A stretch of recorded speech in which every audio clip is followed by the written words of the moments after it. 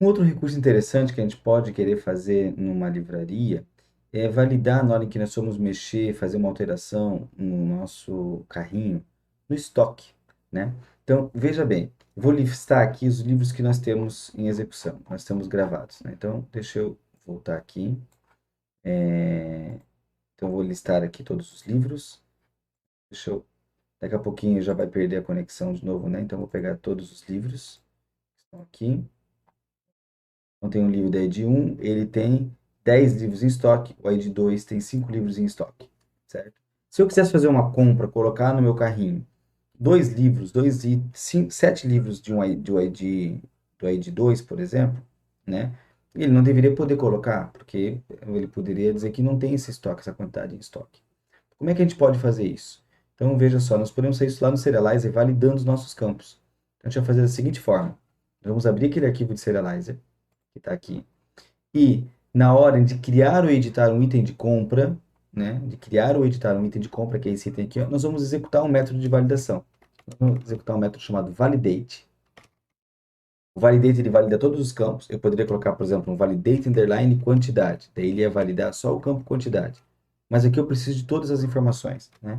Então, por padrão é isso aqui. Eu recebo o self, que é o próprio objeto que eu quero trabalhar, e o data, que são os dados dos quais eu quero validar. Esse data é um objeto que vem com esses dois campos aqui, né? O livro e o quantidade. Então, olha o que nós vamos fazer. Nós vamos fazer o seguinte: se o data na posição quantidade for maior que o data na posição livro, então estou pegando o livro, e desse livro eu quero pegar o campo quantidade, lembra que livro é um objeto? Então, do objeto livro, que é um outro objeto que tá lá nas models, eu quero pegar o campo quantidade que está em estoque desse livro.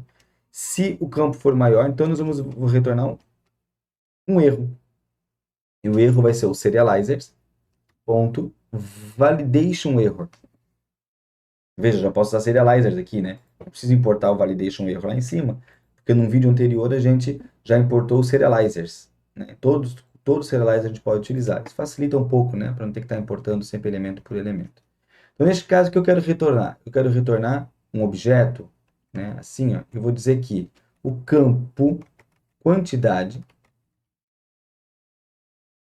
e eu vou retornar qual a mensagem de erro que eu quero. Vou colocar assim, ó, quantidade solicitada é não disponível em estoque.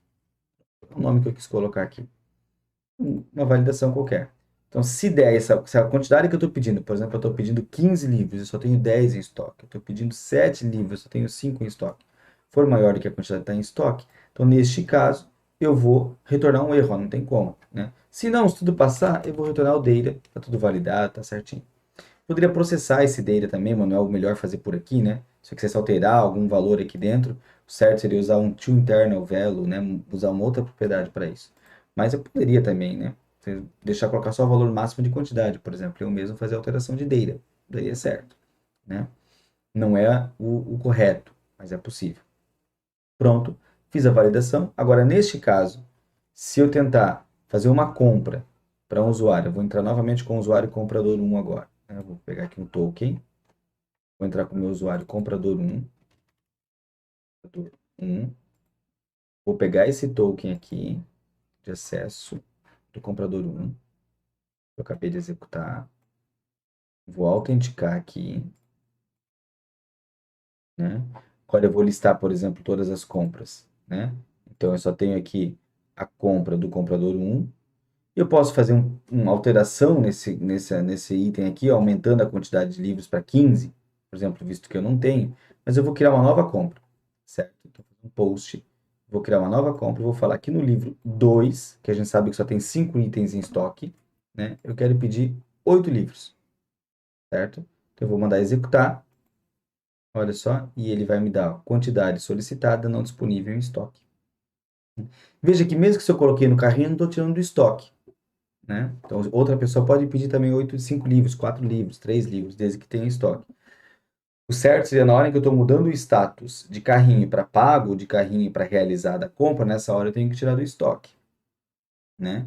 Mas a gente não fez um endpoint, né, para validar a compra, né? Teria que fazer então um processo de se o status está mudando, né? Então, a gente não fez isso, a gente não mexeu no estoque, né? E não vamos fazer isso neste momento, certo? Então, a gente está fazendo essa etapa aqui. Mas se eu tivesse pedido, por exemplo, 3 livros, tá, o status é do carrinho. Se eu tivesse pedido 3 livros, eu vou executar, pronto, ele vai criar os 3 livros para mim.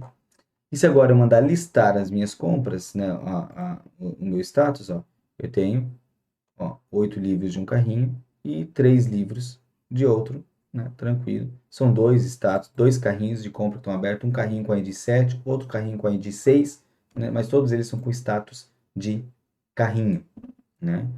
Mas como esse campo de validação ele é lido sempre, então se eu tentasse fazer um patch, por exemplo, no ID 6, né, então eu vou vir aqui, ó, fazer um put, né? Put é um patch. Fazer um put, né? No try. No ID 6. No ID 6, quero mudar aquele livro 1, que eu já tinha lá, tinha 10 livros, eu quero pedir agora 18 livros. Né? Então, eu vou mandar fazer, vou executar, certo? Ele diz que a quantidade solicitada não tem, né? Mas, se eu mandar listar este livro, né? Se eu mandar listar, certo? Continua ali com os 10 livros que tinham antes. Ele simplesmente não alterou o valor que tinha no carrinho, não consegui colocar mais, certo? Pode acontecer, é claro, de que no processo de compra o estoque diminua. Na hora que você vai salvar, ele vai, né, na hora que você tentar comprar, efetivar a compra, na hora que você tentar fazer qualquer alteração, ele vai dizer que não consegue fazer porque não tem mais o estoque, né? Então isso vai funcionar também muito bem. Então, foi mais um filtro que nós fizemos, agora podendo fazer uma validação na hora de gravar um, um item do carrinho de compra para validar o estoque, certo? Outras e outras validações poderiam ser feitas seguindo o mesmo padrão.